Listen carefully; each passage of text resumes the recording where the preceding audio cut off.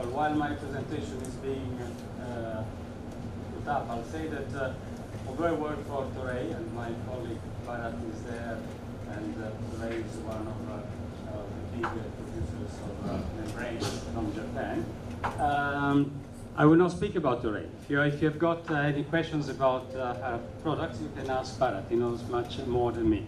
But especially given the fact that you've given me kindly the award for my life in the water business, I think I should put more my hat of the ex-president of the International Desalination and Water Use Association and give you a bit of some thoughts, historical, social, technical, political, of where the water scarcity comes from, where the non-sustainability of our world comes from, and where we are going.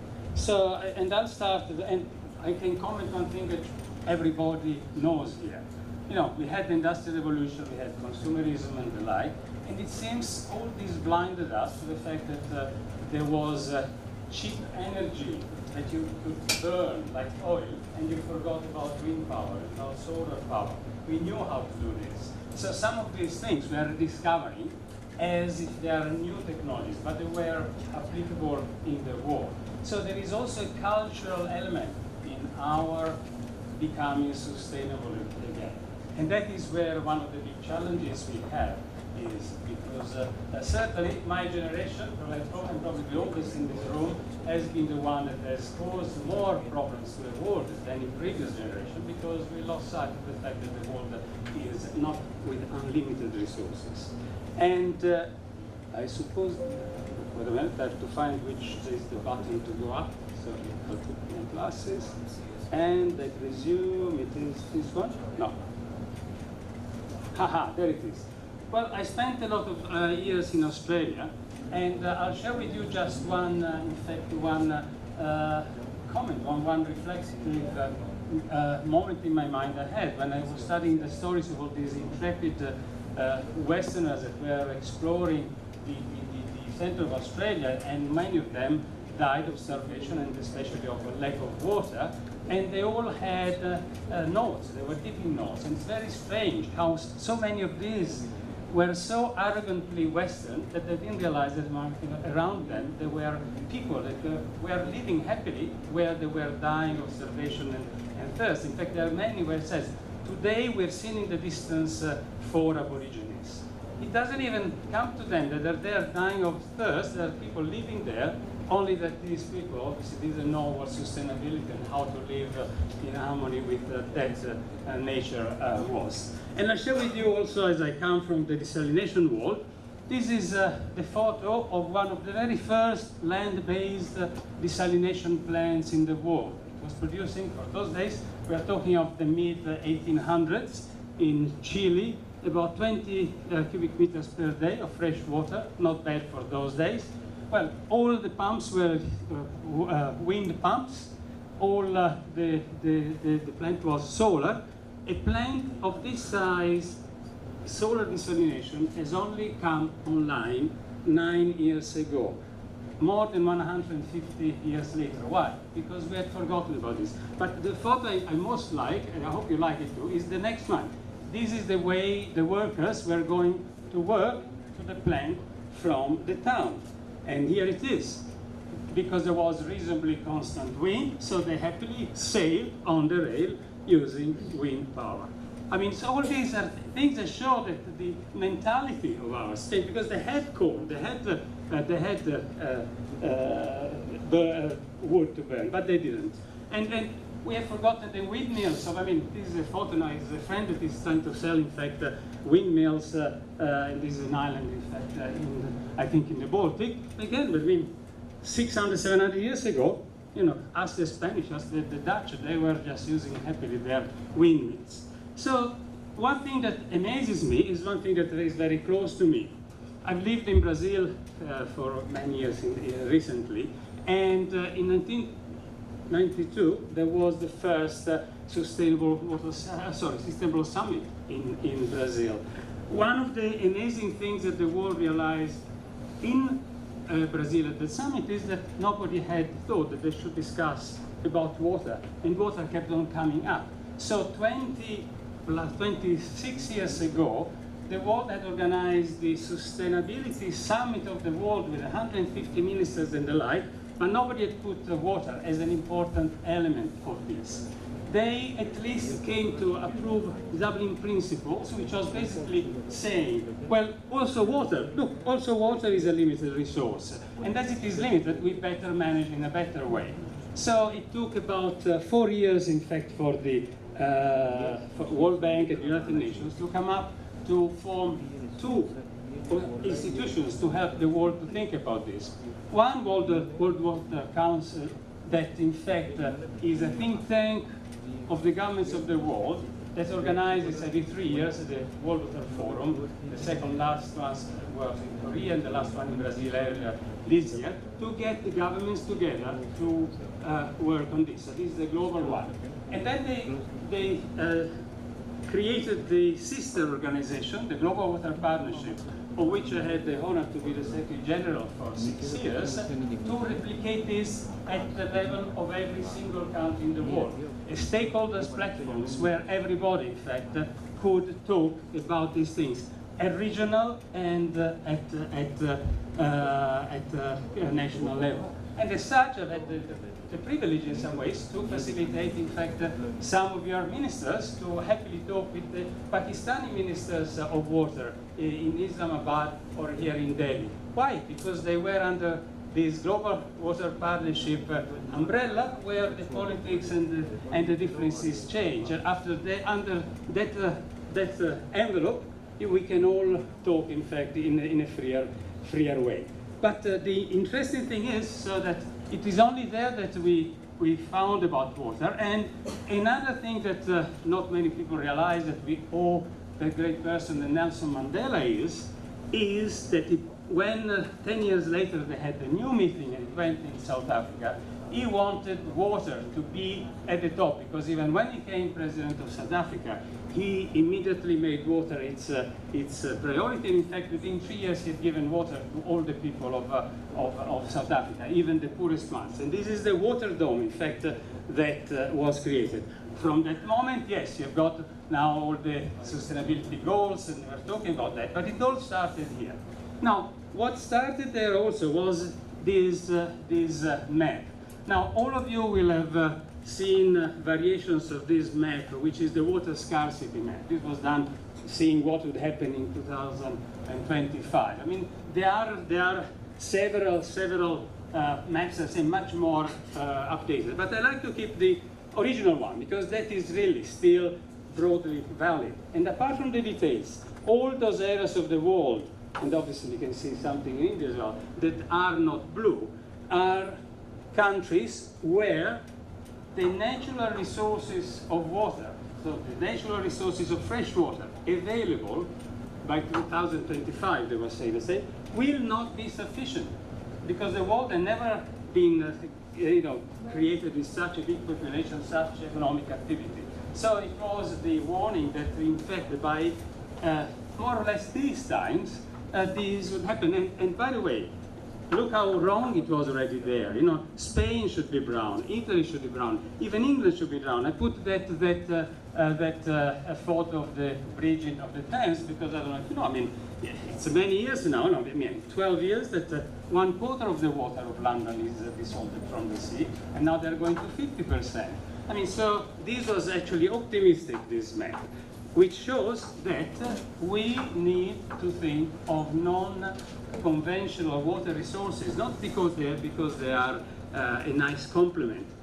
We have to have it. Somebody mentioned earlier condensing the vapor of the air to create water. We will have to do these things, otherwise the society we know will not be able to keep on going. That is the big challenge that we have today with us. So non-conventional water resources have really to be important for us. And as I come from the desalination side of things, I'll just go a second through desalination, and then we go to other things. I mean, this is how desalination by reverse osmosis mainly has grown in the years. I will now disagree with a lot of the things that our brother have said. I mean, Aqualight and zeolites are fantastic things. It's an alternative technology, which is great, can win in many cases. But I suggest you don't put unnecessarily down RO with facts and non-facts, because you don't need it. You'll sell it anyway. It's a great product, because 5% of the world very healthily drinks only RO water today, and there is certainly no health problems. In fact, it is very healthy. So it's not surprising that in the World Water Forum that I mentioned before, from the one in Marseille in 2012, there is always a lot of attention to the non-conventional water resources, which were not available before. Now, as you know, it started with evaporative systems. I mean, the big MSF, which was the one that brought desalination to the Middle East, was patented in 1957. Look, this is a photo of 1980. Look how many of these monsters had already been built in Saudi Arabia. But it's clear that RO then took over, and now we've got the friends from Singapore. You know everything. I've taken just a photo from Singapore, but more than anything else, I wanted from Singapore, obviously, their new water plant. Because when you say desalination, whatever, the first thing you should think about is reuse. And reuse, thanks God, that it's about time, is coming in the world back in a long way. It will be, I mean, there is no way that we will survive with the lack of water. If we don't see water as something, you use it, and use it, and use it, and use it. We continue using it, in fact, for the activities, for the uses that are fit for purpose with the quality that you have of your water. Windhoek, the capital of Namibia, gives us a good example. It's more than 15 years that they do direct potable reuse of their sewage, and they're happy. They have hardly any water, but even Singapore is aiming in I think 2030 they want to be 55% of their water reuse. And in fact, with the technologies these days, you can certainly do that safely, and therefore that is a must. Otherwise, we will not have enough water. It is an example because this is. I know this place because my friends in Brazil sold the membranes for this plant. It's a town of 18 people that work for the biggest plant of Brazil, Bradesco, 18,000 people. All the sewage goes into one point, this little box. They've got an MBR plant there. They just treat it to very good quality for toilet flushing, for gardening, whatever. And you see there is this door, actually there is water falling here. At lunchtime, it's full of people eating their sandwich there. I'm sure hardly anybody knows that that is their beautiful sewage that has been just treated to be so good as that. And this is only to make a plea for reuse. But I mentioned Brazil, and I mentioned the IDA. In Sao Paulo, earlier this year, there was the 2-yearly Congress of the IDA. And by the way, in 2 years it will be in Dubai, if anybody is interested to go. But what gave me the most satisfaction is something that happened, which is exactly, I'm sorry, the opposite of what you said before. The Excellence Award, for the first time since the IDA exists, was very, very well placed and given to an incredible program that Brazil has of incredibly small RO plants in the rural area, which have changed the life and the health of the people of a large area of northeastern Brazil. Thousands of small plants which work because they found a mechanism that they only give it, the government, to those communities that create a committee and take ownership of that plant. If they do so, they take 2 or 3, and they are illiterate, some of them. That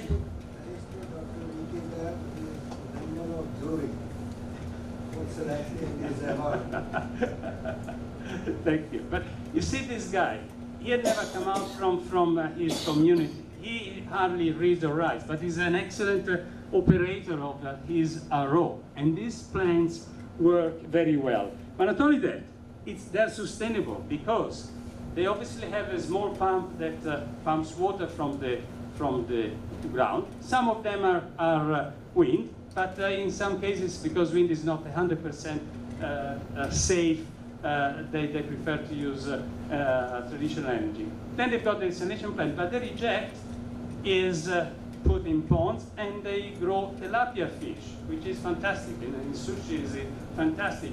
And the Embrapa, the research branch of the Ministry of Agriculture in Brazil, has developed plants that actually require water between 5,000 and 15,000 ppm to grow, which is exactly what this reject normally is. And it is loved, I've seen it, goats and sheep fight for it. So this is a totally closed system. Okay, well, probably I finished wandering around. So, and the latest thing is that they've now gone, and they've helped them to do that step, solar, so that this is a totally enclosed area. Now, if you looked around this plant, you see very, very small community. There is nothing as flush as that. The first time I went to this, here it is. There is some of these hints of corruption. They've just made totally unnecessary civil works to make it more expensive and the like. And then you see, you need to understand, this is the only beautiful looking building there. There is not even a temple, there is not even a church for the people to recognize their community. So this beauty of the building is part of the mobilization of the community. They recognize themselves there. So this is an example which I think can be in fact an inspiration for countries like India. Look, I think I've taken too much of my time, so I'll go into these details, but I will conclude with two things. Every day you'll read on the papers that there are new ways to dissolve water. And there are an enormous amount of alternatives. You'll use graphene, all sorts of things. Great, some of them are real, and in 20, 30 years they'll come. The future is around the corner, but not immediately. For 10, 20 years, if there is a plant reliable commercial, it will be a rock. But something else is coming. And to give you I was very excited when I was part of awarding this prize this year to this gentleman, Dr. Yagi, because imagine this really sent my mind spinning and given me really a big fresh hope for the future. It's 1 kilo of this organic material that at the moment is very expensive to do, but you do it, and you put it there, you do nothing with it, and during the day it absorbs humidity from the air.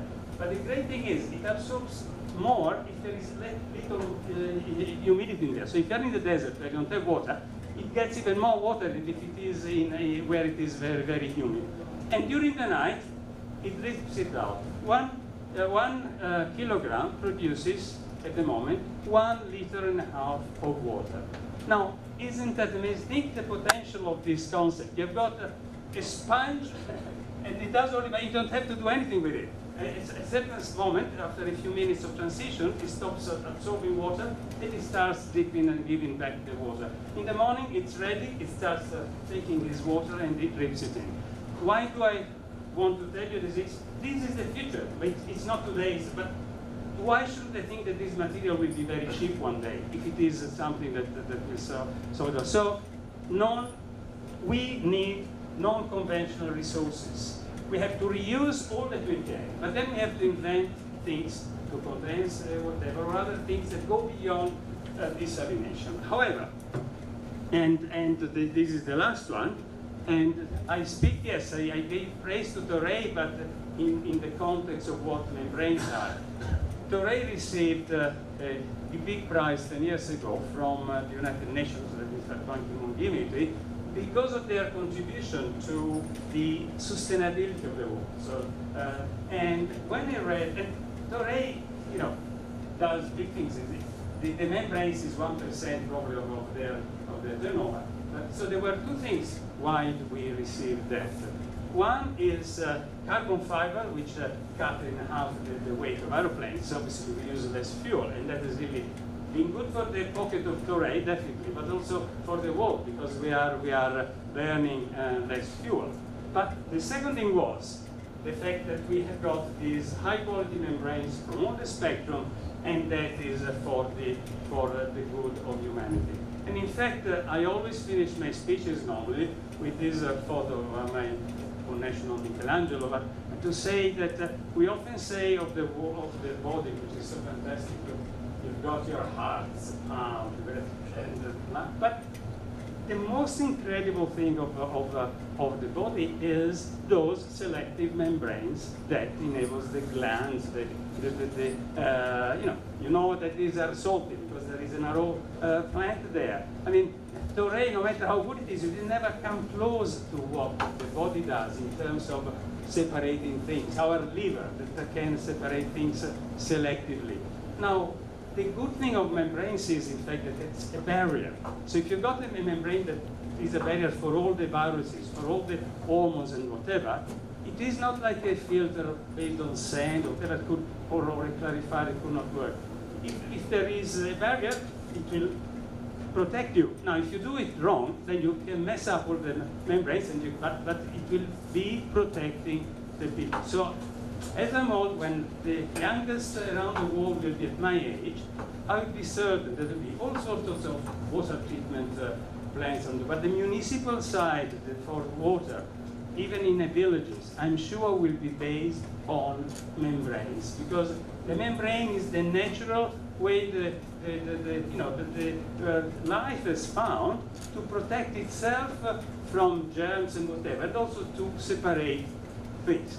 I went a bit too long probably, but anyway, I really wanted to share with you this view. So please, non-conventional water is not something nice to think about. Our younger people will not have enough water if we don't reinvent and invent the thing, water supplies that are not the traditional ones. Thank you.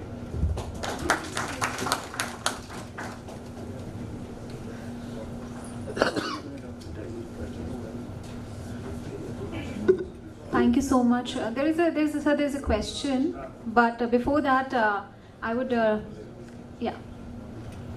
There's a question. Yeah. Hello. This is for Emilio.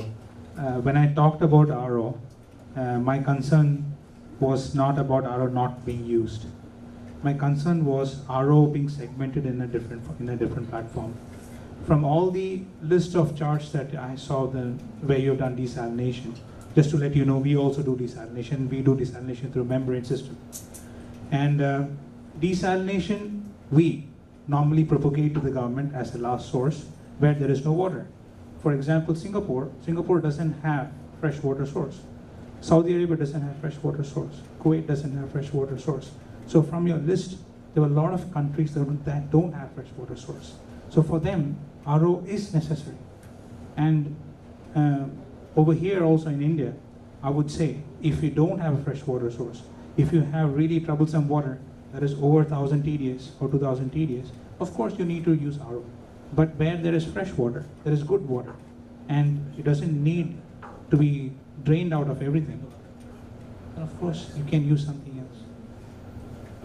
Can I also ask a question? Yeah, yes, please.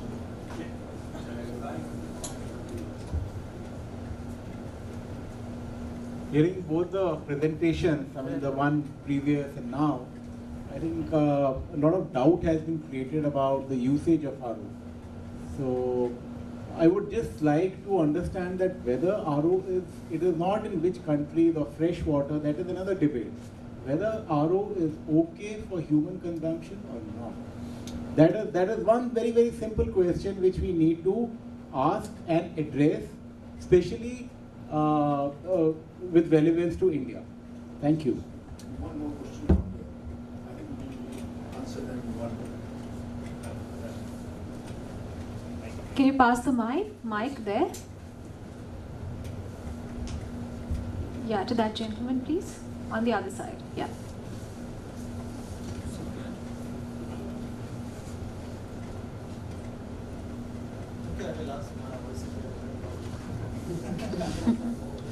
No, the mic is there. So the mic is there. Yeah. Both the morning and the session is an excellent presentation, contradicting the yes or no both. I have being an engineer, an environmental engineer, I have basic two concerns. One is how to dispose of concentrated reactant. That's a big problem. We have a RO for the fluoride removal, and the very rich fluoride, how to dispose of, we don't know. So that's the problem. This may create groundwater pollution. This RO is excellent when you are on the seashore, but when you are on the land, away from the seashore, the disposal of the reject is a very serious problem. And we engineer has to work on that issue, how to solve that problem. So could you explain what is it? Is it chemicals or is it? The reject coming from the RO, each RO generates the reject. It is a permeate and the reject. Yeah, any wastewater, any water when you change to the RO, you have a permeate which you use as a product, and you have a reject which is coming out of the, because it's a ratio around 60 to 40% depending on the efficiency of RO. Maintenance of RO is another problem. It's a very costly. Yeah. Yes. Well, if I can comment on the questions, and I'll start from the last one. For RO inland, definitely the reject is the big unresolved issue. But that is why this Brazilian example is a very good one, because they've solved it by using agriculture. Obviously, not one solution is always acceptable for other solutions. Now, there are many ways to reuse the reject. Unfortunately, until now, you can extract the salts, or you can use them for additives to cement, whatever. They are still all more expensive than other traditional ways. But then you could put the question, well, why don't you produce something with the reject, even if it is more expensive than alternatives, so that you can solve your problem? But the fact is, there is a lot of study, and it is an unresolved problem for all the cases, the reject of RO from inland areas. But let's say this one of Brazil I presented is to show one, and I've seen it. That none of the waters of rejected have is not suitable to grow fish and then these plants. With regards of RO, yes, it's perfectly suitable. Also, personally, in big plants, I mean, I've drunk water straight from RO of 30, 40, when it was evaporated, 30, 40 ppm for 3-4 months. Nothing has happened to me. I was eating, in fact, healthily anyway. So the effect of non-healthy water is a long-term one. It's not a short-term one. So immediately, any RO water produced is potable. But all the water that he used, like in this example in Brazil, in Qatar, Singapore, whatever, is brought back to the ideal range, which I think is still for the World Health Organization, between 100 and 500. That is the range. I mean, when the natural water that I drink in Sydney is 110 TBS, hardly any calcium. But I've lived 15 years in Australia. We all drink in Italy. So a lot is made of this unsuitability of water to drink. Like these guys in Brazil, which again, they're fantastic. If the water comes out of their RO plant more than 100 ppm, I'm the first one to say, don't waste your time. That is that you have got good water. If it is too low, there are two ways. If the water they are dissolving is not so contaminated that you cannot safely disinfect it and reblend it to the gas you want, if that is not the case, they find a cheap way to find limestone or whatever. They put the water they produce in a tank with limestone, and they allow the CO2 from the air. And again, I am helping them to see their tests and whatever. And I can assure you, I have spoken with recently, and I was telling somebody at lunchtime, a locality where this program arrived 2 years before.